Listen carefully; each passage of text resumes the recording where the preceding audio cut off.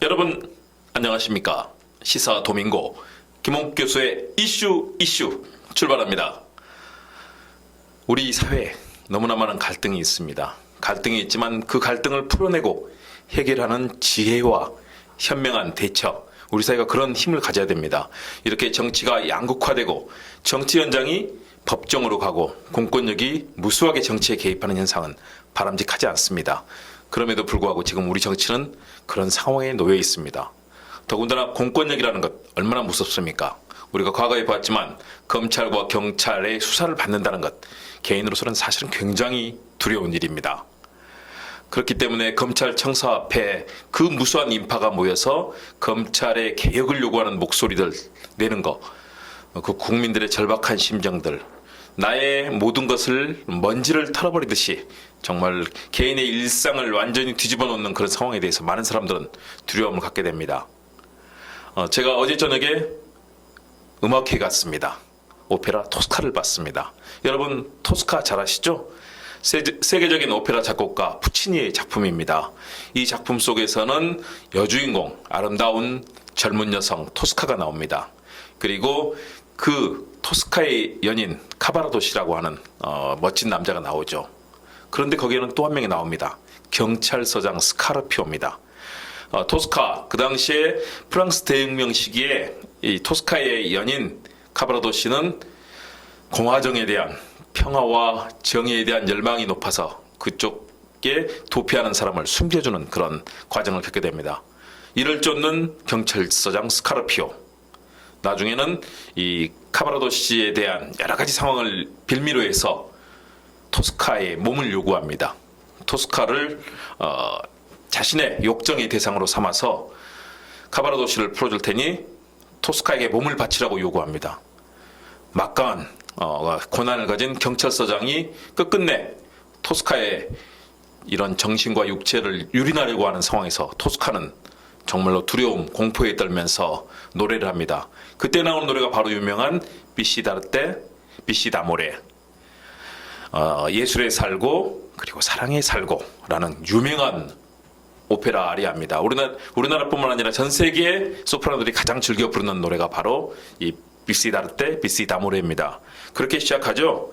나는 예술에 살고 사랑에 살았는데, 그리고 살아있는 생명을 해치는 악한 일을 하지 않았는데, 그리고 얼마나 많은 궁핍한 사람을 도왔는데, 이렇게 토스카는 열정 어린 노래, 정말로 목매인 속에서 자신의 삶을 돌아보면서, 그런데 이 고통스러운 지금 왜 이렇게 주는 나에게 고통스러운 상황으로 보답을 하느냐 라면서 울부짖습니다. 경찰서장 스카르피오는 계속해서 몸을 요구하고 결국은 토스카는 칼을 빼들어서 경찰서장을 살해합니다. 결국 비극적으로 다 끝납니다.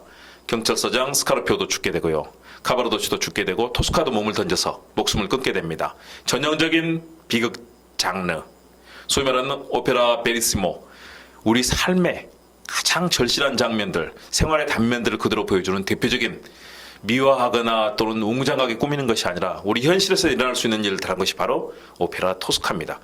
그 속에 등장하는 경찰서장, 검찰, 이런 공권력들은 무서운 존재입니다.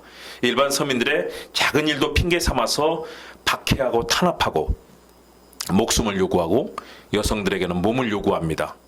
극악 잔인했던 일본군들이 우리의 수많은 여성들, 할머니들, 어린 소녀들을 끌고 가서 일본군의 탐욕의 노예로, 위안부로, 성노예로 삼았던 그 끔찍했던 상황들 기억하실 겁니다. 이런 상황들은 곳곳에 있습니다. 여러분 기억하시는 우리 고전 춘향전에서도 어떻습니까? 탐욕스러운 변학도는 춘향에게 수청 들 것을 요구합니다. 수청이 뭡니까? 몸과 마음을 다 뺏는 것이죠. 결국 변학도는 암행의사가 된 이몽룡에 의해서 퇴출되지만, 그러나 그런 일은 비일비재했습니다. 동서고금을 그대로 관통합니다. 제가 오페라 토스카를 보면서 공권력이라는 것들, 검찰이라든가 경찰이 일반 서민들을 탄압하고 그들의 가지고 있는 작은 것마저 빼앗으려 할 때 남자들은 끌려가고 여자들은 몸을 빼앗기는 그런 비정상적인 상황이 바로 무서운 그런 공권력입니다. 공권력은 국민을 위해서 존재해야 되는데 그들이 국민 위에 서서 권력을 행사하는 상황들, 이것은 막아야 되겠죠. 저는 오페라 토스카를 보면서 내내 우울했습니다. 경찰, 검찰, 그리고 힘을 가진 공권력들, 다른 오페라에서도 군인이라든가 이 권력자들이 많은 시민들을 위협하고 협박하는 가운데 마침내 주인공이 목숨을 끊게 되는 그런 경우를 허다하게 보게 됩니다. 바로 그것이 우리 삶의 비극적인 단면 중 하나일 겁니다. 그렇기 때문에 오페라의 작곡가와 대본가들은 이런 상황을 절실하게 담아냈고, 또 오페라의 성악가들은 이 상황을 눈물과 또 사랑에 대한 절규로서 노래로 표현을 했습니다. 토스카뿐만 아니라 많은 이런 작품 속에서 드러나고 있는 것들, 최근에 일본군 위안부에 관한 오페라가 등장하게 되고요. 또 많은 음악 작품이 만들어지고 있습니다. 세월호 유가족을 국가와 공권력이 외면하고 도리어 탄압했던 그 끔찍했던 현장, 300명이 넘는 그리고 무수한 어린 생명들이 죽어가는 상황들, 국가와 공권력은 엄청난 권력을 가지고 있습니다. 그들이 국민을 위해서 봉사하게 하는 것, 이것이 정말 중요한 일일 겁니다. 최근에 검찰 개혁을 둘러싸고 벌어지는 양상들이 그렇습니다. 자, 지금 나타나고 있는 현상들에 대해서 우리 국민들 많이 답답하실 겁니다. 저도 답답합니다. 정치가 제 역할을 못한 채 계속해서 여야 간의 갈등으로만 번지고 보수와 진보의 싸움처럼 되는 것들, 바람직하지 않습니다. 법은 국민을 위해서 존재합니다. 헌법에서 분명히 국민의 기본권, 인권을 존중하면서 모든 법 절차를 시행하도록 되어 있습니다. 검찰이나 경찰이 국민을 억압하거나 탄압하는 도구가 돼서는 안 될 겁니다. 기소권, 공소유지권, 수사권, 지금 검찰은 이 모든 권한을 다 가지고 있습니다. 독점하고 있습니다. 무소불위의 권력입니다. 이를 견제하는 장치가 없기 때문에 지금 많은 국민들은 이 같은 검찰의 무소불위의 권력을 분산하는 방안에 대해서 많이 고민하고 있고요. 그래서 최근에 이런 검찰 개혁에 관련된 방안들이 많이 논의가 됐습니다.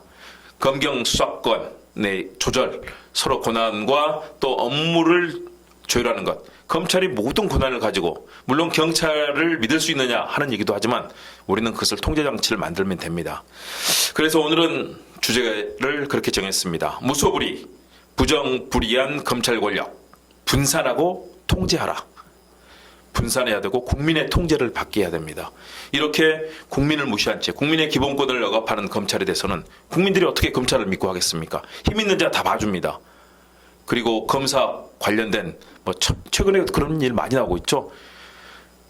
담당 검사의 처남의 성폭행 사건은 그냥 검사가 압력을 넣어서 유야무에 없던 일이 됩니다. 이게 바로 지금 우리 현실에서 나타나고 있는 일입니다. 힘이 센 사람들 관련 범죄는 다 덮어집니다. 그래서는 안 되겠죠. 명명백백하게 수사해야 합니다. 대신에 그것이 법 절차와 형사소송법이 정한 절차에 따라 진행이 돼야 됩니다. 그런 측면에서 거대한 검찰 권력에 대해서 이제는 바뀌어야 된다. 미국에서도 경찰이 수사를 다 하고 검찰은 공소유지하는 역할을 맡고 있습니다. 전 세계에서 유일한 나라입니다. 우리는 수사하고 기소하고 공소유지하는 거 검찰이 혼자서 다 하기 때문에 검찰에게 아무도 꼼짝할 수가 없습니다. 이건 바꿔야 되는 거죠. 견제하는 장치, 그리고 서로에 대해서 특히 선출되지 않은 권력은 많은 그런 감식과 견제를 받아야 됩니다. 이런 부분에 대한 요구들이 있는 것이고요. 특히 강압적인 수사, 먼지떨이 수사, 별건 수사, 딴 거 수사하는데 먼지털이 하듯이 해서 사소하게 나온 잘못들이 있으면 그걸 꼬투리로 그 사람을 협박해서 나중에 어떻게 됩니까? 지금까지 수백 명이 이런 검찰의 피의 사실 공표와 이런 강압적 수사로 인해서 목숨을 스스로 끊었습니다. 그렇다면 이 목숨을 끊게 만든 원인은 검사의 불법 아니겠습니까? 그런데 그 검사는 아무런 처벌도 받지 않습니다. 그냥 수사했던 걸로 넘어갑니다. 말이 됩니까? 그런 상황이 벌어졌다면 피의사실 공표하고 사람을 죽게 만들었던 검사 당연히 구속돼서 처벌받아야 되죠. 그런데 우리는 검찰이 막무가내입니다. 바꿔야죠. 이번에 벌어진 조국 장관에 관한 수사도 마찬가지입니다. 형법상의 무죄 추정의 원칙은 반드시 지켜야 될 겁니다. 그런데 처음부터 모든 것은 유죄다, 범법이다라고 단정해놓고 나서 나머지 모든 관련자들, 모든 혐의, 또 모든 개인의 신상을 다 들어서 그중에 작게 보이는 것들도 다 가지고 걸고 넘어집니다. 이런 수사를 해서는 안 되는 거죠. 법무장관에 대해서도 그렇게 수사하는데 일반 국민은 찍소리 못한 채 검찰의 그런 칼날에 목숨을 잃게 되는 경우가 부지기수입니다. 이런 검찰의 횡포, 저는 21세기 민주주의 시대에 그대로 둬서는 안 된다고 봅니다. 형사부를 강화한다든가 우리가 할 수 있는 일들이 많이 있습니다. 그런데 그 검찰 개혁을 검찰이 스스로 그동안 가름하고 왔습니다. 검찰이 이번에 개혁안이라고 내놓았지만 그런 미봉책으로 막을 수는 없습니다. 철저하게 고난을 분산하고 그런 일이 벌어지지 않도록 하는 것, 이것이 바로 국가가 할 일이고 국가의 시스템입니다. 그러기 위해서 법이 존재하는 것 아니겠습니까? 검찰은 범죄가 있다면 당연히 수사해야 됩니다. 대신에 그 수사는 과거에는 어떤 절차, 관행법 그냥 무시하고 그걸 밝히기 위해서 수사를 했습니다. 그러나 21세기에서는 그래서는 안 됩니다. 지금은 다른 사회가 다 바뀌었습니다. 정부 부처, 또 지방자치단체 모든 곳들이 다 그런 식으로 민주적인 절차를 존중하는 쪽으로 바뀌었는데 오직 검찰만 무소불위로 수사를 합니다. 일부에서는 그런 얘기를 합니다. 왜 박근혜 국정농단 때는 검찰이 그렇게 수사하는 것 놔두고 지금 와서 그러느냐라고 얘기하는데 박근혜 정부의 국정농단은 이건 사안이 다릅니다. 헌법과 법률을 파괴하고 청와대 시스템을 파괴하고 국민을 검찰, 경찰, 군, 국세청 모든 걸 동원해서 국민을 블랙리스트로 편가르고 헌법의 기초를 완전히 파괴했던 정말 국기문란의 사안입니다. 그 사안을 어떻게 조사하지 않을 수 있었겠습니까? 그 사안 조사해야죠. 그러나 그 사안도 절차에 맞게 한다면 훨씬 더 바람직할 겁니다. 그런 측면에서 지금의 검찰은 분명히 변화돼야 된다. 그리고 검찰 수사는 나중에 가서 기소가 되고 나서 이제는 법원에서 1심, 2심, 3심을 거치게 됩니다. 최종적으로 그 범죄가 범법이고 위법했다는 것을 확인하는 것은 마지막 법원의 절차입니다. 1심이 나와도 2심에서 뒤집어지는 일이 허다합니다. 우리가 그것을 어디서 봤습니까? 안희정 전 충남지사의 재판에서도 봤습니다. 이재명 지사, 경기지사 사건도 마찬가지로 1심, 2심 다 뒤집어졌습니다. 재판부의 1심, 2심 판단도 다른데 이렇게 강압 수사하고 먼지떨이 수사하고 별건 수사하고 모든 불법을 동원한 검찰의 수사, 그걸 어떻게 국민이 믿겠습니까? 그것은 1차적인 형식입니다. 언론도 바뀌어야 됩니다. 무조건 검찰이 수사했다는 내용 흘리는 것들 그대로 받아쓰게 되면 국민들은 마치 그것이 범법으로 오해를 하게 됩니다. 지금 모든 사안이 그렇습니다. 검찰이 조사 안 해놓고 나서 이것은 의심할 만한 정황이다 라고 발표하면 그것을 마치 범법으로 기사를 씁니다. 저는 언론계에 이 30년 가까운 경력을 가진 사람으로서 부끄럽습니다. 대한민국 언론 바뀌어야 됩니다. 지금처럼 속보 경쟁에 인권과 기초를 최소한도 사실 확인을 하지 않은 그런 기사를 쓰는 것들, 이건 정말 언론으로서는 ABC 기초조차 무시하면 부끄러운 일입니다. 언론 반성해야 됩니다. 검찰도 반성해야 됩니다. 나중에 대법원에서 최종 확정된 것들도 나중에 재심을 통해서 바뀌게 되는 경우 있습니다. 지금 무죄 네트워크라든가 많은 단체들이 활동하면서 과거 대법원에서 확정된 내용만서도 사실은 그것이 잘못된 결론이었다는 것들이 밝혀지고 하는데 어떻게 한 인간의 생명을 좌우하는 그런 내용들을 검찰의 불법적인 수사에 의해서 확인도 되지 않은 내용들을 마치 범법으로 다룬단 말입니까? 이것은 바뀌어야 됩니다. 검찰의 이런 부정하고 무소불위의 잘못된 권한행사 바꿔야 합니다. 지금 상당히 많은 검사들이 그렇습니다. 재판에 대해서도 우리 재판거래, 박근혜 정부 때 국정농단에서 재판을 거래한 상황들 얼마나 많았습니까? 박근혜 청와대의 지시에 따라서 양승태 대법원장과 이 대법원들 그리고 재판부가 서로 다 거래하면서 무죄가 돼야 될 것을 유죄로 만들고 그런 일이 얼마나 많았습니까? 우리 국민들은 검찰과 재판부도 지금 불신하는 그런 상황입니다. 검찰과 재판부는 국민의 신뢰를 회복하기 위해서 정의롭고 당당한 그런 조사, 법 절차에 맞는 조사, 국민의 눈높이에 맞는 그런 역할을 해야 됩니다. 그런 측면에서 정말 많은 국민들이 걱정을 하고 계시는 거고요. 그렇기 때문에 사상 처음으로 선출되지도 않는 그런 권력, 검찰청사를 그 무수한 국민들이 둘러싸고 있는 것, 그런 현상이 나타나는 것 아니겠습니까? 저도 현장에 취재를 가봤습니다. 놀랬습니다. 유모차를 끌고 온 어머니들, 젊은 학생들, 나이 들어서 부부간에 손을 잡고 온 그 노부부의 모습들, 자발적으로 온 시민들이 과거처럼 무슨 뭐 민노총이니 그런 깃발 한 개도 없었습니다. 오직 손팻말에 검찰개혁 든 시민들이 자발적으로 나와서 그 무수한 행렬을 벌이는 것을 보고 저는 깜짝 놀랐습니다. 국민들은 검찰이 제 역할을 하라고 요구를 하고 있는 것입니다. 이것은 진보나 보수 또는 현 정부나 또는 정부를 반대하는 사람의 이슈가 아닙니다. 우리 모두 누구나 검찰이 우리를 조사하면 우리 인간의 영혼까지도 먼지 털리듯이 다 모든 상황이 검찰의 단죄 아래 놓이게 됩니다. 우리의 자녀들, 우리의 부모들 또는 형제 자매들 누군가가 어떤 범죄와 연관이 되어 있거나 또는 그런 꼬투리가 있다는 이유만으로도 언제 우리가 끌려가서 그런 참혹한 상황이 될지도 모릅니다. 이런 검찰 조사 이제는 사라져야 됩니다.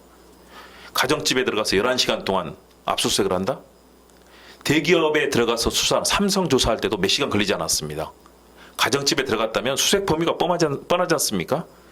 30분, 1시간이면 될 텐데 그런 일이 벌어집니다.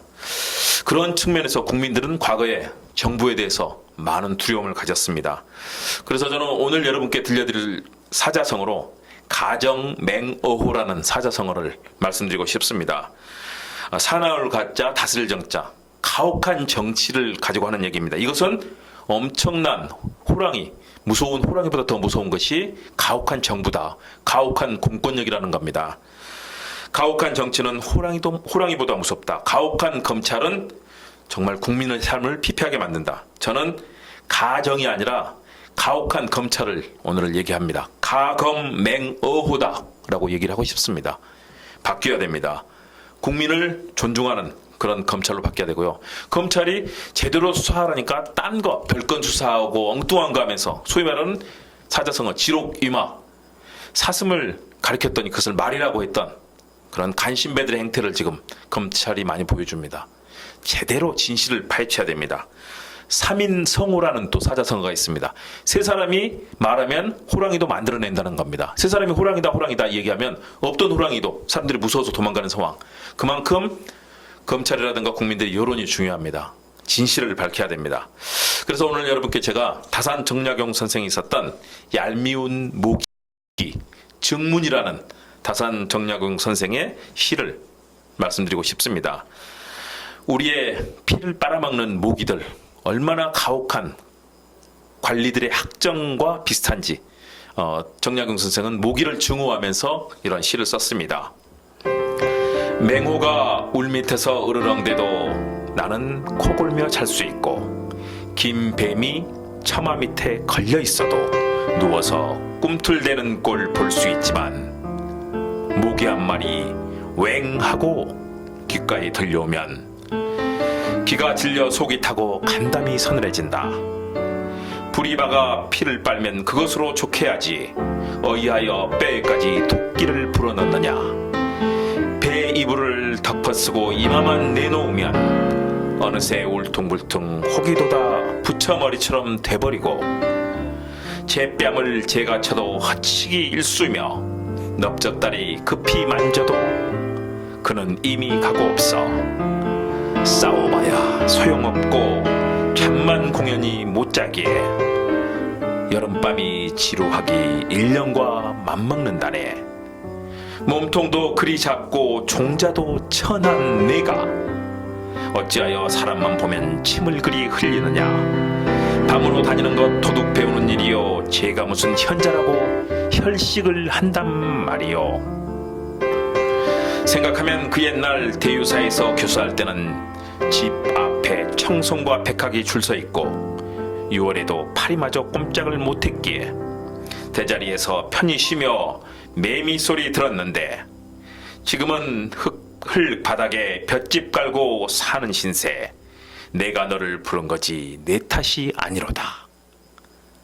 여름밤 초가을에 모기가 피를 빠는 거 정말 괴로운 거죠. 탐과 놀이들 그리고 가혹한 검찰 국민의 피를 빨아서는 안 됩니다. 국민의 삶을 존중하고 인권을 존중하고 절차를 존중하면서 민주주의 검찰로 거듭나야 됩니다. 지금의 검찰의 모습은 21세기 민주검찰의 모습이 아닙니다. 과거 군사독재 시절에 국민을 핍박하고 억압하던 그리고 군부정권이 색깔론을 들어서 민주인사들을 빨갱이로 몰아 사형시키던 그 시절 그 검찰과 아직도 흡사합니다. 바뀌어야 됩니다. 국민을 존중하고 인권을 존중하고 시스템을 존중해야 됩니다. 검찰 반성해야 됩니다. 물론 검찰의 정확한 수사는 필요합니다. 대신에 이제는 절차와 인권, 헌법, 법률, 제규정을 따라야 됩니다. 신동엽 시인의 누가 하늘을 보았다 하는가 들려드리면서 오늘의 이 시사도민고를 여러분께 마무리하려고 합니다. 누가 하늘을 보았다 하는가? 신동엽. 누가 하늘을 보았다 하는가? 누가 구름 한 송이 없는 맑은 하늘을 보았다 하는가? 내가 본 건 먹구름, 그걸 하늘로 알고 일생을 살아갔다. 내가 본 건 지붕 덮은 쇠항아리, 그걸 하늘로 알고 일생을 살아갔다. 닦아라 사람들아, 내 마음속 구름 찢어라 사람들아, 내 머리 덮은 쇠항아리. 아침 저녁 내 마음속 구름을 닦고 티 없이 맑은 영혼의 하늘. 볼 수 있는 사람은 외경을 알리라. 아침 저녁 내 머리 우 쇠항아리를 찍고 티 없이 맑은 구원의 하늘. 마실 수 있는 사람은 연민을 알리라. 차마 삼가서 발걸음도 조심, 마음 모아리며 서럽게 엄숙한 세상을 서럽게 눈물 흘려 살아가리라. 누가 하늘을 보았다 하는가? 누가 구름 한 자락 없이 맑은 하늘을 보았다 하는가? 오늘의 주제 무소불위, 불의한 검찰 권력 분산하고 통제하라 라는 내용입니다. 모기처럼 국민의 피를 빨고 국민을 괴롭히는 그런 공권력 검찰이 돼서는 안 되겠습니다. 신동엽 시인이 꿈꿨던 구름 한 점 없이 맑은 하늘을 꿈꾸는 국민들의 마음을 검찰은 존중하고 겸허하게 21세기에 맞는 검찰로, 민주검찰로 다시 태어나야 될 것입니다. 수사는 엄정하게 진실을 밝히되 그러나 절차와 헌법과 법률을 존중하는 그런 검찰이 되기를 바랍니다. 대한민국의 미래가 이런 모든 일에서 시작됩니다. 모두가 제자리에서 제 역할을 민주주의에 걸맞게, 정의에 걸맞게, 헌법에 걸맞게 한다면 대한민국은 더 좋은 나라가 될 겁니다. 다 같이 손잡고 우리 경제도 살려야 되고 민생도 살리고 또 법도 살려야 됩니다. 다 같이 힘 모아서 민주주의와 정의가 넘치는, 그래서 통일의 꿈까지 이루고 세계 강국이 되는 그런 대한민국을 꿈꾸면서 오늘 시사도민고 김홍국 교수의 이슈 마치도록 하겠습니다. 여러분 감사합니다.